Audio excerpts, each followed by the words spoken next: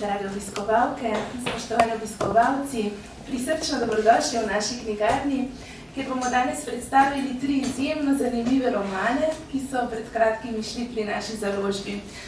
Morda ste v njihovem branju uživali že to poletje, če pa temu ni tako, imate zdaj priložnost, da vam popestrijo vse daljše jesenske večere. Danes sta v moji družbi cenjena prevajalca, gospa Nives Friedrich in gospod Miki Neubauer. Njima se lahko zahvalimo, da imamo zdaj tukaj 3 izredno kvalitetne prevode romanov. Gospa Friedrich, ki gre zasluga za to, da v slovenščini lahko beremo velikane češke književnosti, kot sta Bohumil Hrabal in Josef Škvorecki. Je prevedla roman že večkrat prevajane Petre Sokupove in Nihče ni sam, tukaj le pred mano, in pa roman Gost v hiši, izjemno popularne češke avtorice Alene Morensteinove.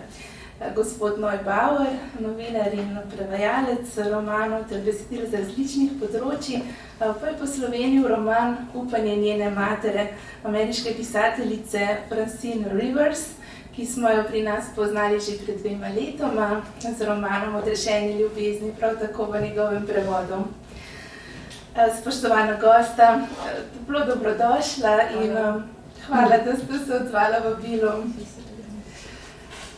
Upravljate poklic, ki ljudem omogoča, da pogledajo čez planke, lahko rečemo.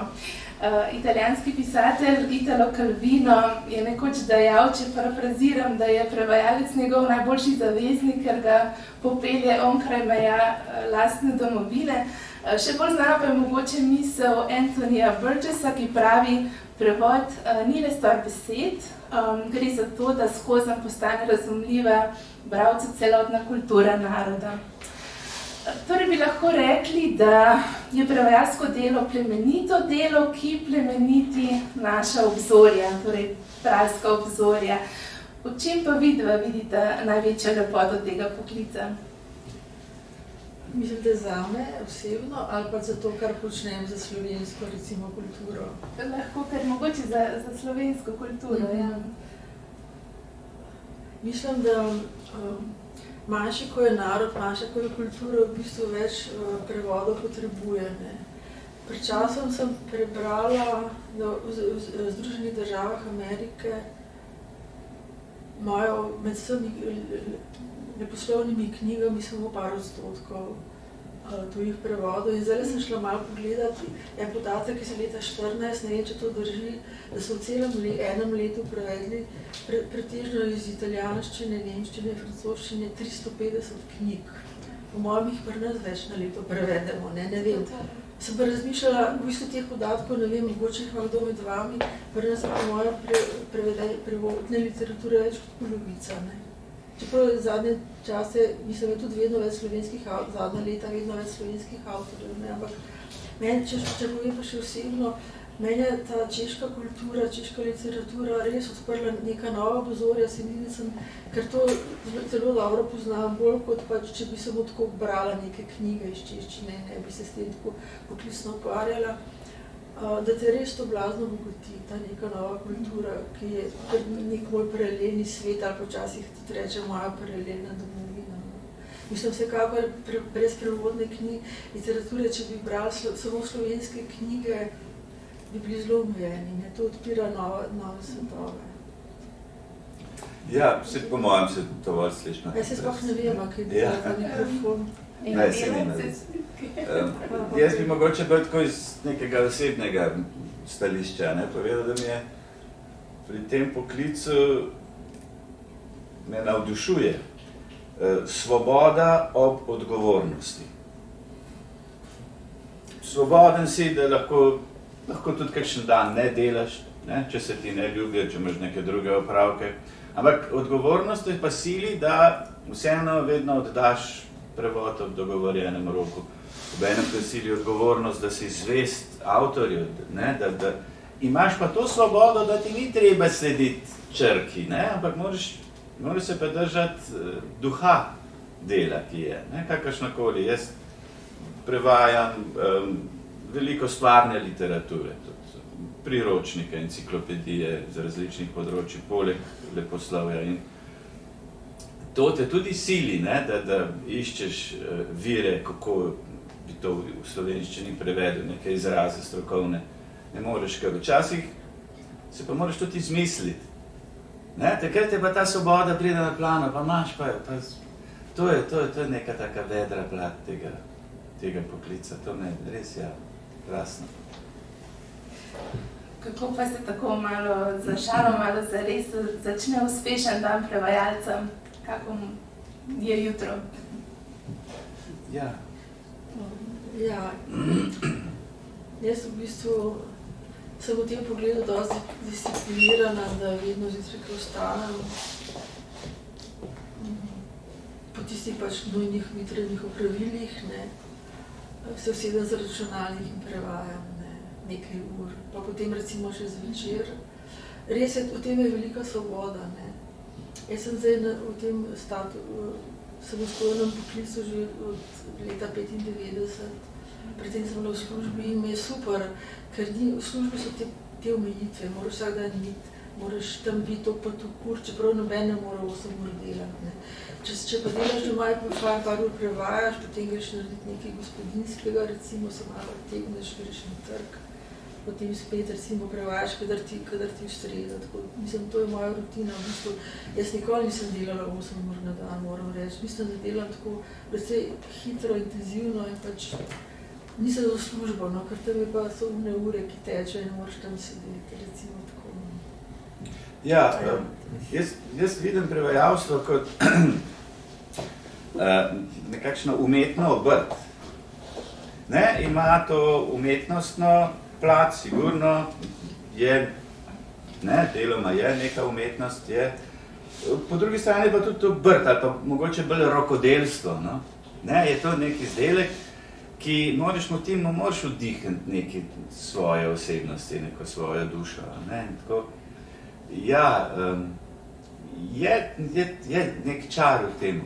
Drugače pa moj delovnik se pa vedno začne najprej z molitvijo, tukaj imam pisarno malo naprej, preden začnem delati, eno kratko molitev, mogoče malo meditacije, preberem Božjo besedo, potem pa začnem delati. In tako, kot je že Nives povedala, seveda ne moreš ti 8 ur sedeti za računalnikom, ne gre, ne.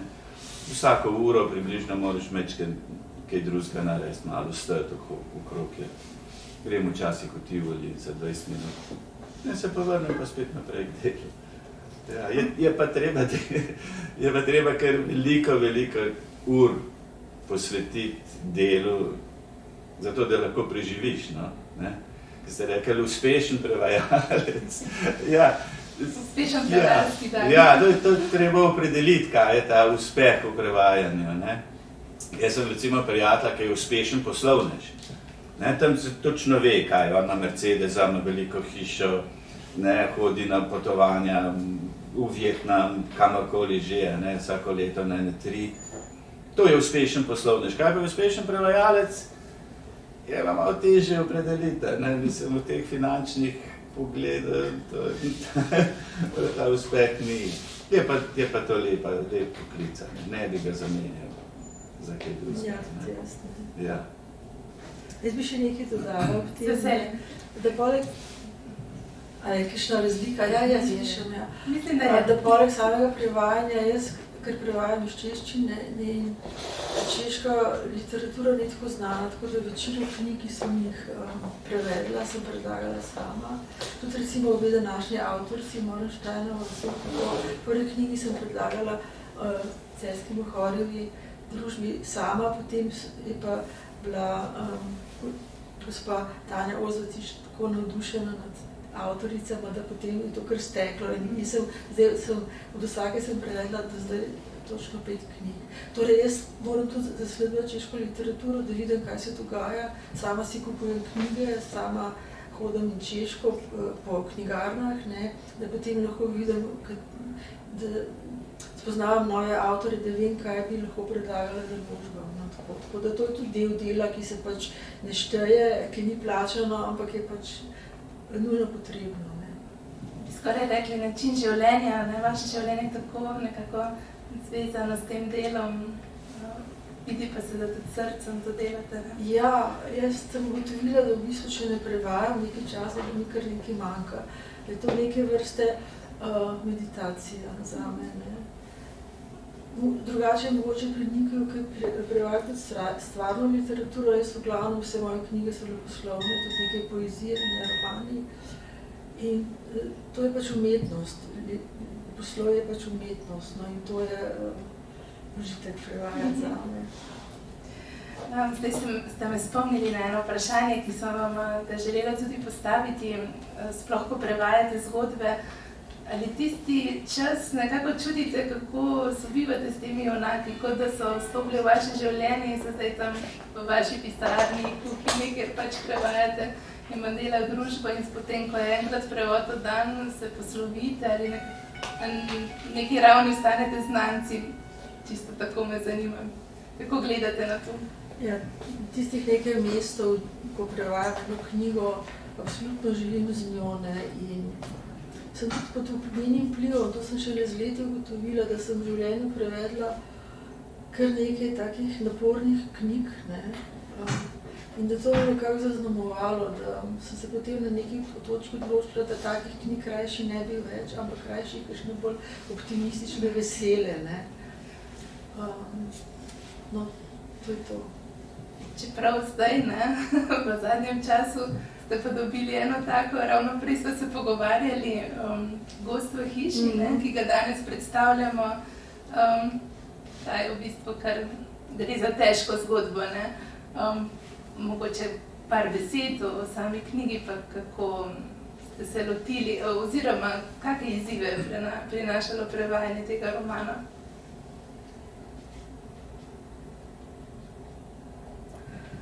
Alena Morensteinova ima en tak stil, da te blazno vleče, ta njena fabula te vleče, da ne moreš nehati brati, ne. Te zelo zanima, kaj se bo zgodilo, zelo nek magičen stil, ne. Dober jezik, dober stil in to me je vleklo, ne. Čeprav, ko sem prišla do konca, ne bom povedala, kako se konča, ne, si malo šokiran, ker konc je precej grozen. Kaj ne še rečem, film govori, roman govori o v bistvu spolni zlorabi v družini, o pedofiliji, kot dedek zlorabi vnukinjo in ta vnukinja živi v bistvu v takem zelo negativnem ozračju z mamo, nekaj časa še z očem, za katerega mislim na začetku, da ni oče, starimi starši in v bistvu mama jo zanemarja, hodi okrog, ima neke prijatelje, pije, stari starši jo nekako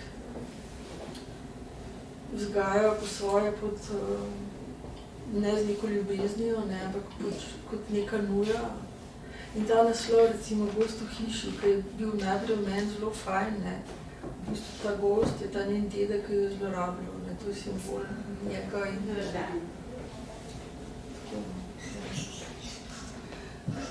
Gre res za zelo težko temo, zdi se mi, da tako kot pri vseh njenih knjigah jo zna zares dobro nasloviti in tudi tako skozi simboliko, ne, potem vleče te niti zgodbe.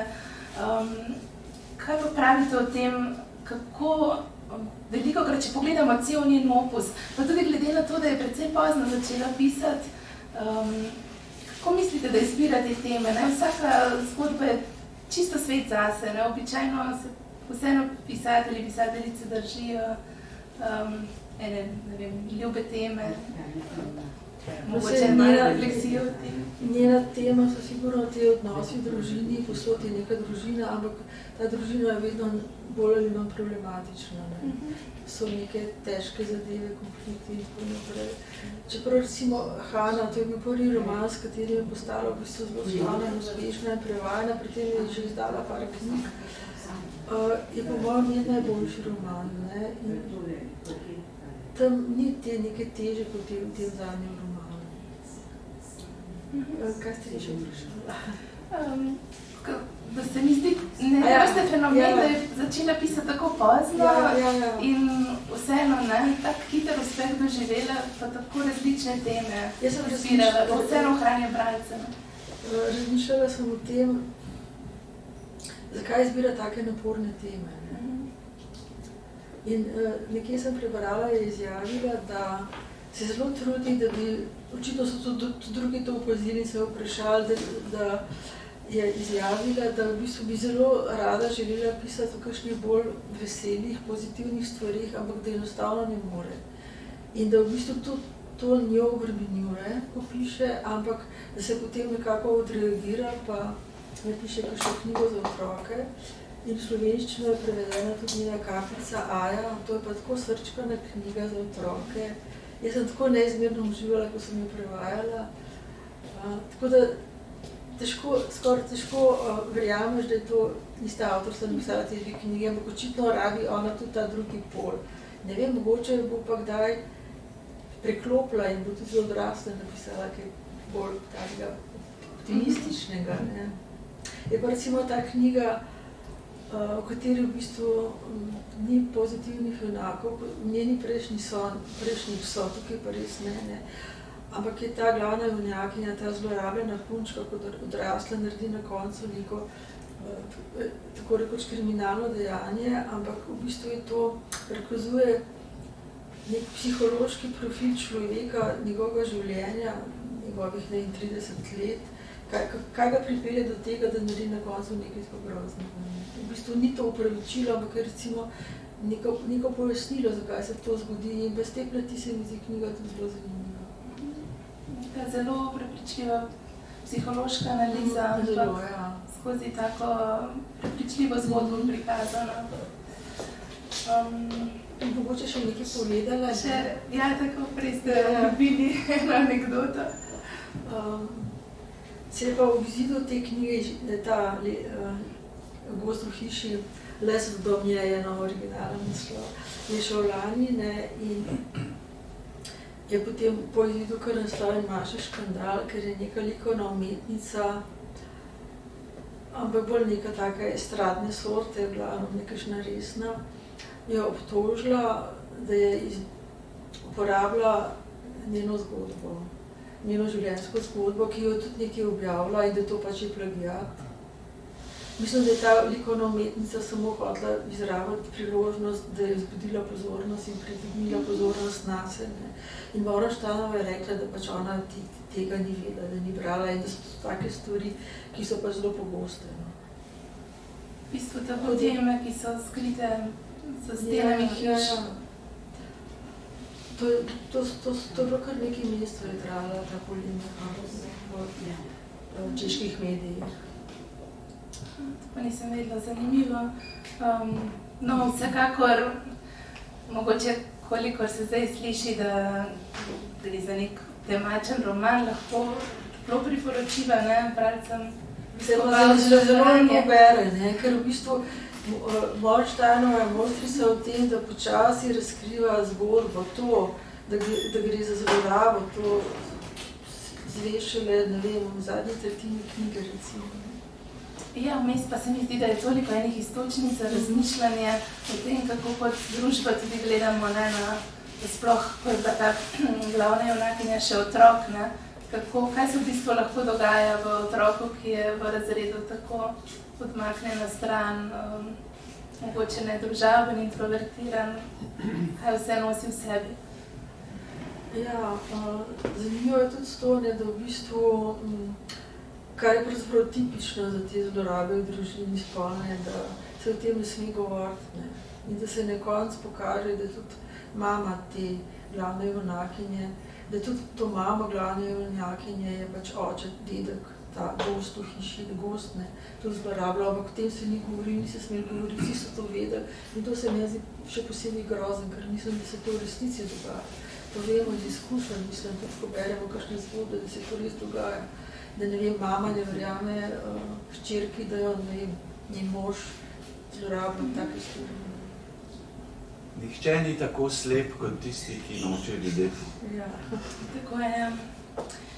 No, je pa vsem tem 3 romanom, ki jih danes predstavljamo skupno, da se posvečajo odnosom, da predstavljajo meddružinske ali širše osebne odnose, pa da se malo oddaljimo od češke književnosti, v kateri se bomo še vrnili. Mogoče vmes predstavimo roman Upanje njene matere.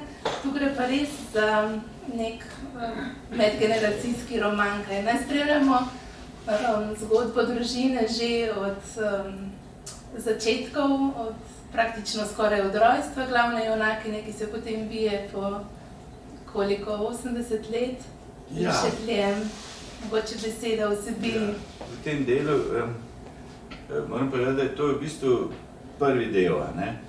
Je lahko tudi kot zaključena celota, ampak se nadaljuje v naslednjem romanu Francine Rivers, ki bo verjetno šel prihodnje leto. Naslov pa, naslednji roman ima pa Sanje njene hčerke. In se bo tudi vsebinsko nadaljeval pri Hildemari potem? Ja, tako, ja. Glavna junakinja je Marta,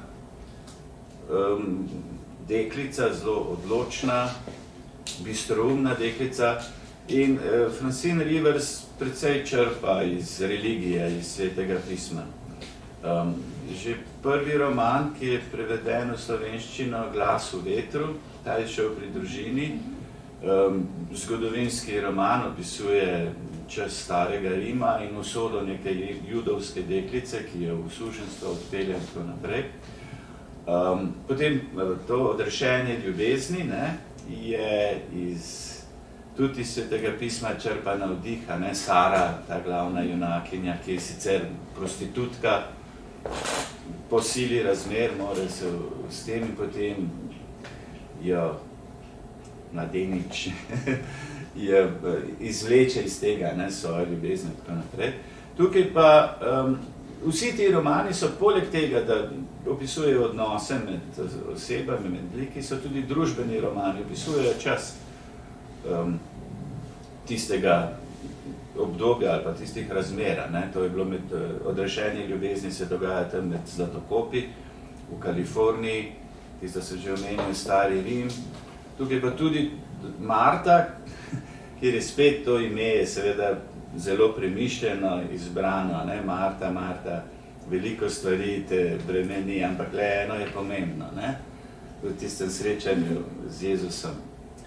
In ravno to, ta njen karakter je Marta, ne, ona je odločna, da bo sama v svoje roke vzela svojo usodo, ima tudi enega tiranskega očeta, pred katerim pobegne potem.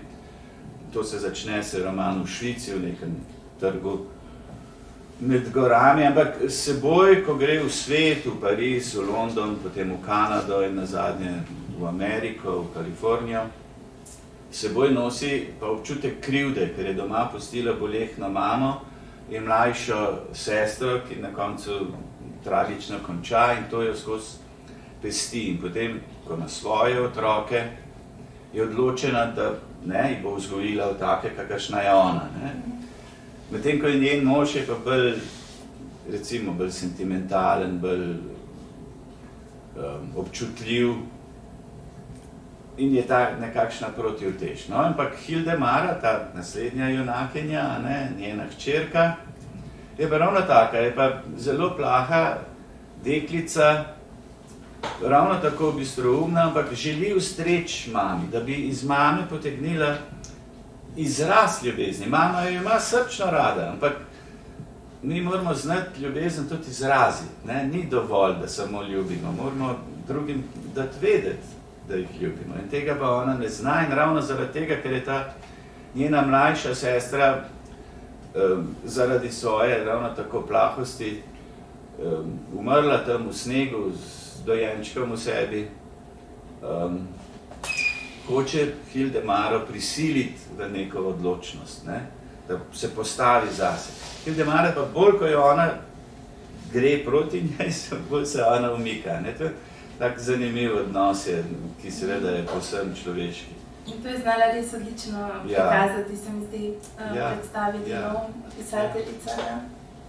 Ja, no, Francine Rivers je seveda mojstrica pisanja, njene knjige so velikanske uspešnice. Po Odrešenje ljubezni je film nastal, Glas v vetru je tudi film. Za tole slednjo ne vem, ampak ja, odlično zna ujeti srž teh odnosov med protagonisti njenih del. Kaj se vam zdi, da je tisto, kar najbolj navduši bralca?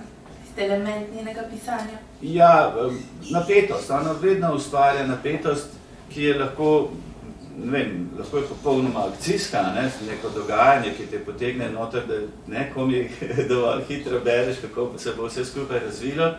Obenem pa potem pa zna ta tok pripovedni spet umiriti, pa gre bolj v neka razmišljanja, v neke meditativne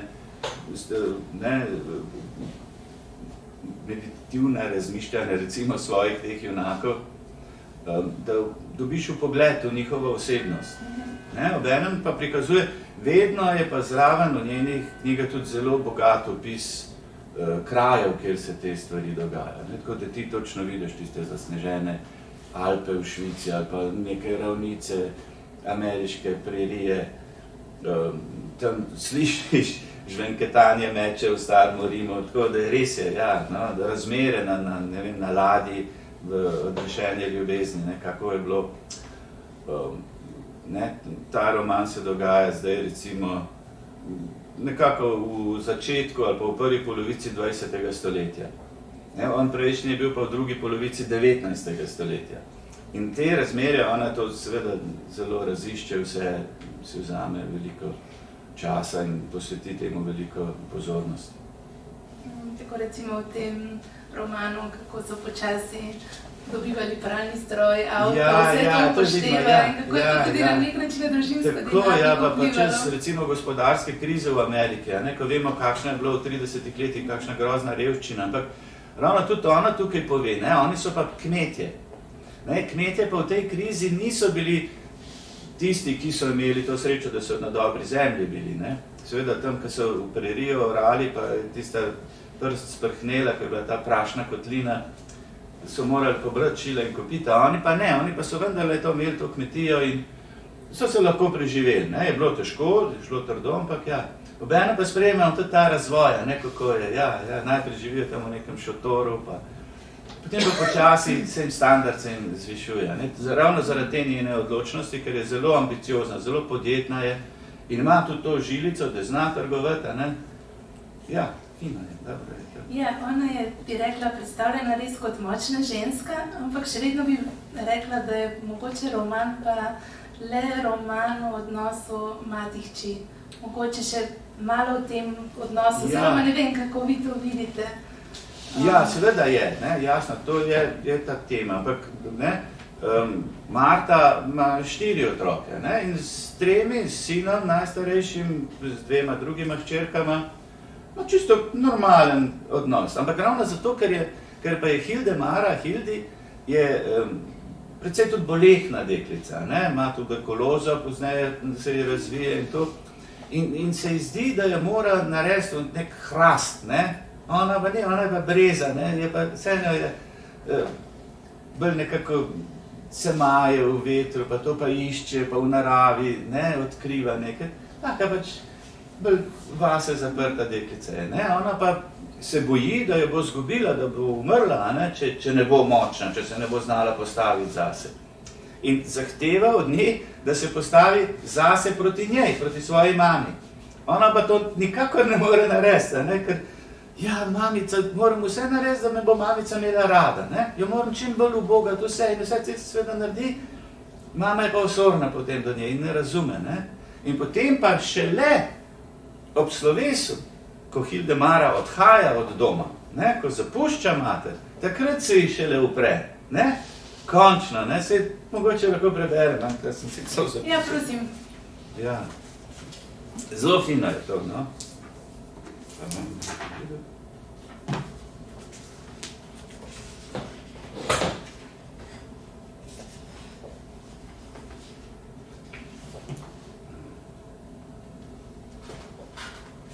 Takole se pogovarjata, Mati ponudi, Hildemara želi iti v šolo za bolniške, za medicinske sestre. To je njena sanja, da bi bila Florence Nightingale, Mama pa hoče, da gre na univerzo, da bo študirala, kaj boš tam, ne boš ne kahle pobirala, pa okrog pa brisala, pa to, pa kri, pa izločki, pa vse skupaj. Ne, pa idi študirati.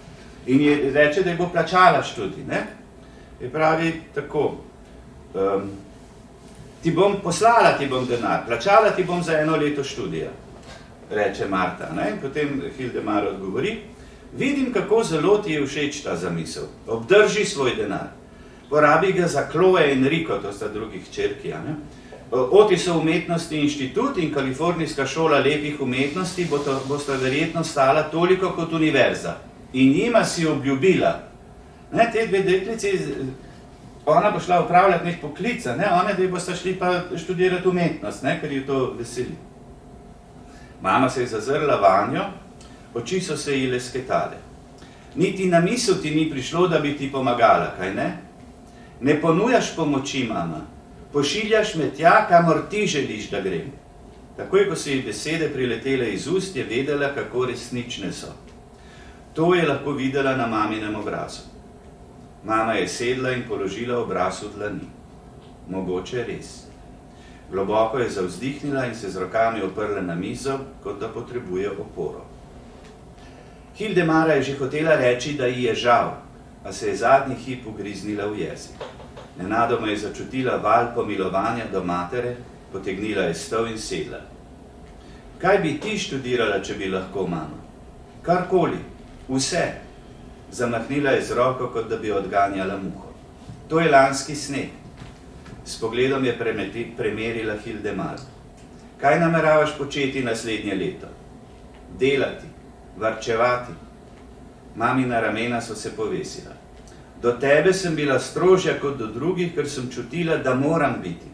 No, končno si se mi postavila po robu. To ti moram priznati. Vstala je in Hildemar je obrnila hrbet. Hvala lepa. Ja, to se res vidi, ta dinamika. Pa se mi zdi, da skozi celo zgodbo nekako pisuje ta neke vrste komunikacijski šum med njima, kot da se ne znata ujeti, ja. In da rešele na koncu. Ja, to je šele na polovici romana. Pa je šele na polovici, ja. To se še nadaljuje. Ne smemo se ga povedati. Večkrat se Hildemara se mora vrniti, da neguje bolnega očeta in tako naprej. Potem sama zboli in pride mati k njej in ja. Ti romani o odnosih v družini ali pa v širših odnosih so najbrž tako zelo zanimivi in tako zelo nagovarjajo ravno zaradi tega, ker smo vsi vpeti v te odnose in se potem tudi v literaturi iščemo. In nekaj podobnega na res mojstrskem nivoju opisanega se mi zdi, da se zgodi pri tem romanu Nihče ni sam. Celo dogodek smo poimenovali po njem, čeprav gre tu za čisto drugačno stvar, ne. Torej, samota, biti sam seboj, se počutiti samega v družini, nekako izhaja iz tega biti tudi neslišan morda, oziroma najbolj boste znali mi povedati, kako si je Petra Sokupova zamislila to zgodbo. Meni je ta naslov zelo všeč, se mi zdi tako optimističen. Recimo naslov prejšnjega romana od Petre Sokupove, ki sem ga prevedla, je Najboljše za vse. Ne? Ona ima neke take zanimive naslove, no, mislim. Tukaj je pa v bistvu spet družina, ampak ta ni tako skrajno problematična kot pri Gozdu v hiši. Je pa neka tipična situacija. Ženska srednjih let, ki ima na eni strani 2 pubertetniška otroka, sina in hčerko in ostarele starše, s katerimi ni preveč dobrih odnosih, ampak nekako hodijo občasno na obisk. Ti stari starši si želijo, da bi bolj pogosto prihajali, ampak tudi med starimi starši in vnukoma ni nekega pristnega odnosa. V glavnem, tudi ni neke take ljubečega ozračja v tej celotni družini. Ampak sama ta družina, torej glavna junakinja in njen mož in otroka, pa dosti v redu funkcionira. In blazno mi je všeč to, da v bistvu ta mož absolutno podpira svojo ženo za glavno junakinjo Veroniko. To se mi zdi zelo fajn. Ne? In situacija se zaostri, ko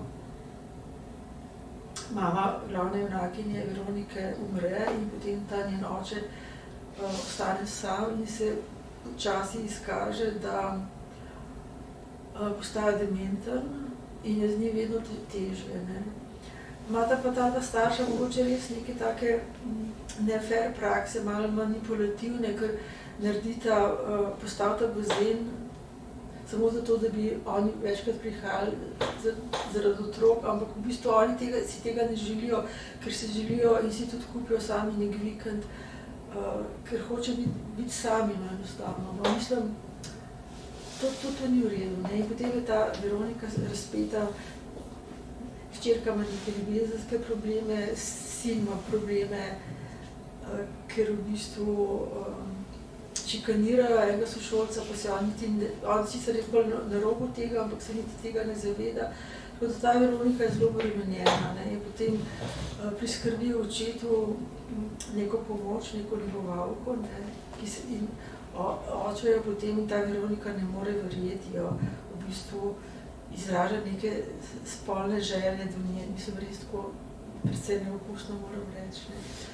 In je v takem težkem položaju, da ne ve, kaj bi, mislim, nasplošno, kaj ne stori z očetom, ker, to sem pozabila povedati, oni živijo v Pragi, ta oče živi pa 2 uri vožnje z avtom stran, recimo, približno, se točno tudi ne spomnim. In potem na neki točki se odločijo, da se bojo preselili tja. Mož je zato, se pravi, mož v celoti podpira, to se mi zdi taka krasna, pozitivna točka, ker dostikrat se tle tudi stvari potem zaostrijo, ne, tudi v odnosih med partnerjema, ne.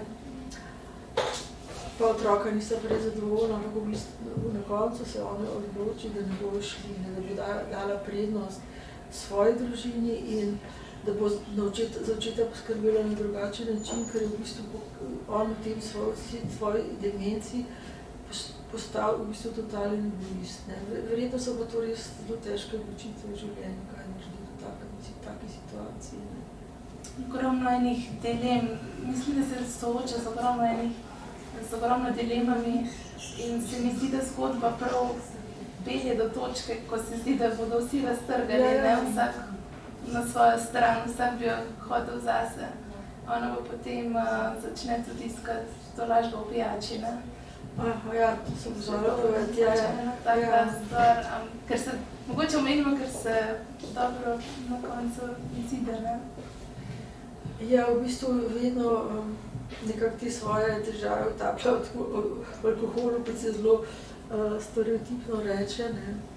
In zaradi tega ima tudi težave v službi in potem v bistvu, kjer je pač v knjižnici, vodja knjižnice, potem dobi nižje mesto. Ja, nekako se prav s pomočjo tega moža, ker je ena trdna opora v tej knjigi in tej Veroniki, v bistvu se nekako postavi na noge in se odloči, da bo pač poskrbila za svojo primarno družino. No, je pa zelo zanimiv, tako kot v vseh njenih knjigah, vseh njenih romanih, njen slog pisanja, ne, kot neke vrste miselni tok, kako me zanima z prevajalskega vidika, pa tudi čisto tako slogovno, kako gledate nanj, se vam je priljubil, ste ga vzeli za svojega? Ja, jaz mislim, da se nekako, nočem se zahvaliti, ampak da se znam nekako potopiti v avtorjev stil nasplošno in da mi to ni tako težko, ne, da nekako ga zaštekam in potem pač pod tistim vplivom, včasih si tako pravim, da bi, ne vem, da se preklopim na tistega avtora, na njegovo, ne vem, psiho in sploh ni težko, ne. Čeprav tako nasplošno je pa v bistvu, so kupovamo take večinoma kratke stavke, ne, je taka zanimiva skladnja, nima recimo zelo bogatega besednega zaklada, ampak ima pa zanimivo sintakso skladnjo, ne. In včasih je take stavke težje prevajati, ne, ker moraš prav paziti na vsako besedo, kam jo boš postavil, kot pač kakšne dolge stavke, spirili, podredi. Fin stil, mislim, ima zelo izrazit stil. Zelo izrazit stil ima, ja. Pa se vam je kdaj med prevajanjem zgodilo, da ste kar začeli nekako, kot da bi vas odnesel seboj, ker že meni med urejanjem se mi zdi, da sem potem začela kar malo tako razmišljati o takih nekih kratkih stavkih, sekvencah. Ne vem, mislim, se to je zanimivo, ne. kako lahko pod vplivom nekih pisateljev, nekega pisatelja konkretno, ki ga prevajaš, res zapadaš v ta njegov stil. Včasih se mi zdi, da bi lahko, če bi pisala, posnemala stil od koga od njih, ki mi je tako že zlezel pod kožo. Da bi do te mere pravzaprav vplivalo na vaše osebno pisanje. Moram še to reči, da nekateri prevajalci, ki niso najboljši, ne delajo tle napako, da ne upoštevajo avtorjevega stila, kar je pomembno. Mislim, to res mora začutiti. In v tem je v bistvu ta umetnost prevajanja ali poslovja ne more prevajati kdorkoli enostavno. Ne. Ker se dogaja, da recimo kdo dela, če so originalno, ne, ti kratki stavki, bo naredil en dolg stavk, ali pa obratno, pač to ne moreš. Ne. Moraš začutiti, da je to avtorjev stil, da to ni nekaj, kar je tipično za tisti jezik, ampak da je to avtorjev stil in moraš se tega držati. Grete zraven celotno podobo knjige. Mogoče da predstavimo našim obiskovalcem, preberete kak odlomek iz te knjige, iz romana Nihče ni sam. Ne vem, ste morda sami izbrali kakšnega, če... Pozabila sem. Se upravičujem, amate vi kakšnega zbranega? Ko si ti začel? Upravičujem se, pozabila sem. No, ampak to, kar ste vi povedali, ne? Da ste začeli sami razmišljati v kratkih stavkih, to potrjuje kakovost prevoda. Ne? To je to, seveda, da vam to prinese. Ja. In lahko še povem, da ko sem prevedli ste prejšnje leto Bertin Vohljaček in ko sem jaz prvič prišla v stik s Sokupovo, da sem vam prav nesramno popravljala, ne? In ste mi potem sami povedali, da to tako ne gre, ne vem, če se spomnite. In potem šele, ko sem toliko to brala, sem razumela, da to enostavno brez tega je druga zgodba, ne? Mora biti tako. Ja, ponekod so problem tudi lektorji. Jaz sem imela že dvakrat v življenju take slabe izkušnje pri tem, da sem sama slovenistka in sem sama dolga leta lektorirala. Bila sem tudi lektorca na Svobodni prilogi dela par let. Da nima, lektor se večinoma so to ženske in ne začutijo tega stila in te potem tudi kaj narobe popravljajo. To so tudi izkušnje drugih prevajalcev, ampak pač za nas, imam še par kolegic, ki smo slovenistke prevajalke in je res nezaslišano, da ti nekdo nekaj popravi. Včasih se tudi zgodi, da ti kdo kaj popravi narobe. Takrat jaz res mislim, to mi je grozen. Glih včeraj sem bila na kavi z eno kolegico, ki prevaja iz polščine, je rekla, imela oddajo na radiju in rekla, da so mi neka radijska lektorca popravila čigar v množini, kar se absolutno ne more, čigar se uporablja samo v njini, za moški spol. In je rekla, in potem mislijo, da jaz ne znam slovenščine. Mislim, to se mi je res nezaslišano, da ti nekdo popravi na narobe. Hvala za, če ste že kaj našla. Našla sem nekaj. Ne vem, imamo spominu, da je ta lepo prikaženo, ta njen stil, ampak se še enkrat upravičujem. Ob 6:30 sem v Sovo Luskah, med potjo vidim čudovit sončni vzhod, oče sedi v kuhinji in pije kavo. Zakaj se nisi pripeljala s tistim avtom, ko ga že imaš? Je prva stvar, ki mi jo reče. Še to je, za rojstni dan dobi od Veronika od svojih staršev, ko je še mama živa avto in tudi to je ena taka manipulativna poteza, da bi večkrat prihajali na obisk, da bi jih pač privezali nase.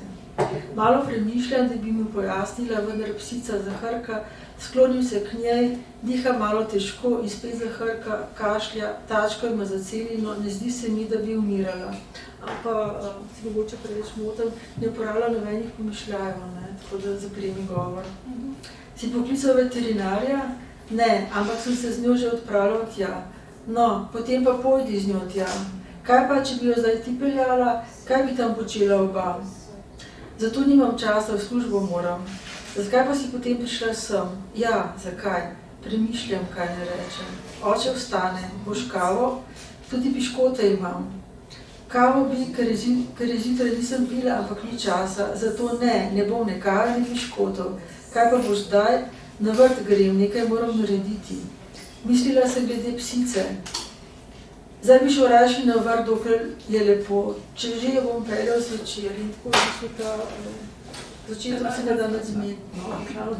In to tako dobro prikaže, kako se one dva v tem odnosu kar naprej spotikata ob stvari in kako se to lahko bi nadaljevalo neskončnost, če ne bi znala postaviti meja. Hvala za to, da ste predstavili vse 3 knjige. Zdaj bi vaju vprašala samo še za konec. Bližajo se dolgi jesenski večeri, ko imamo na voljo marsikaj, lahko počnemo marsikaj. Zakaj vendarle poseči po dobrem romanu? Mogoče to stanite, pa potem še ti. Kaj nam da branje? Zdaj imamo... Branje ti omogoča veliko več neke imaginacije lastne kot gledanje televizije, ne? Ker si sam predstavljaš, na televiziji imaš vse deservirano. Poleg tega se mi zdi, da televizija ima tudi preveč državljajo. Bom povedala nekaj zelo osebnega. Jaz veliko časa preživljam na vikendu, več kot recimo pol leta in tam nimam televizije. In sem zdaj začela razmišljati, da v bistvu tudi v Ljubljani, da bi bila lahko brez njene, da je veliko bolj, da zvečer kaj berem, kot da gledam televizijo, no čisto enostavno. Kot da bi bil nek moteč dejavnik. Ja, v bistvu res, ker res je toliko teh programov, ampak zelo malih kvalitetnih se mi. Ja, skoraj da lepeščica. Ampak se pravi, pri knjigi imaš, si zelo intimen si s knjigo, v bistvu bereš, kadar hočeš, ne, se pravi, lahko si sam predstavljaš, se lahko ustaviš, ko ti paše malo razmišljaš, no, pri televiziji v bistvu bi zdaj tudi lahko ustavilo, ker je to mogoče, ampak se to ne dela, ne. Ampak se pravi, bolj osebno je to. Hvala. Ja, branje ti pušča več svobode, ne. Pač lahko sam si ustvariš film. In lahko si kjerkoli bereš, ne. Ne rabiš, mislim, knjiga je to univerzalna. Tudi to, ja. Seveda lahko vedno s seboj vzameš, kamorkoli greš. Med policami je vedno dovolj družbe. Ja, res je. Meni je nekoliko žal, no, zato ker zdaj, ko bolj intenzivno seveda prevajam, imam manj časa za branje, ne. Jaz v bistvu berem vsaj 8 ur na dan, za svoje delo, ne, in potem pa še seveda še za sabo moraš še enkrat prebrati, ne, ker si, ne, to je edino pravilno. Pa še, ne, tako da ja, zvečer, ko se vse skupaj umiri, takrat si ponavadi vzamem čas za roman. Zdaj berem super. Noč v Bombaju od Louisa Bromfielda. Krasen roman. Krasno. Ja, to so čudoviti. Televizije pa ne gledaš? Gledam, včasih na televiziji pogledam kakšne te humoristične nanizanke, tiste 1 ali pa 2, to, da se malo, ne, drugače pa dnevnika poročil pa to. Prav paradoksalno je, da tako veliko beremo, da potem nimamo več časa za branje zvečer. Ja, to ne malo dostela. Ampak se vse najde, vse. Absolutno, vsekar mora najti čas tudi za to, ne? Ja. Spoštovana gosta, najlepše se vam zahvaljujem tako za sodelovanje, še preden so te knjige išle, kot danes vajin odziv na ta dogodek za obisko v naši knjigarni in vam želim še naprej veliko uspeha pri delu. Vsi se veselimo sadov tega dela, torej novih romanov, prevodov. Hvala, ker ste nama zaupali to v prevod, ne? Ja, absolutno, vedno. Ali pa še jaz nekaj rečem, jaz se pa v bistvu zahvaljujem vam, ker ste krasna urednica. Me zelo veseli, da sodelujeva in tudi tale pogovor ste tako super vodila, res krasno ste, no, mislim, zelo imate smisel za vodenje takih pogovorov, res hvala. Ja, hvala, zdaj ste mi popolnoma presenetili. Ja, hvala lepa, no in... Mislim pač, sem odkrita. Računam na to, da bomo še veliko sodelovali. Se veselim, tudi jaz. Tudi jaz. Ja, dragi gosti, obiskovalci, v družbi dobrih knjig res nihče nikoli ni sam, zato vas vabim k nakupu in branju danes predstavljenih romanov. Prepričana sem, da vam bodo polepšali, popestrili vse daljše jesenske večere in vam dali mnogo iztočnic za razmišljanje, pa naj bo to o odnosih, o samem sebi ali o svetu. In naj zaključim to druženje ob nadvse tehtni misli Marcela Prousta, na katero sem naletela. Nekoč je namreč dejal, da je branje po svojem prvotnem bistvu tisti plodoviti čudež komunikacije, ki se zgodi v samoti. In da v branju natanko čutimo, da se naša modrost začenja tam, kjer se je končala avtorjeva. Tako da vam želim veliko modrosti, topline in obilo vsega dobrega.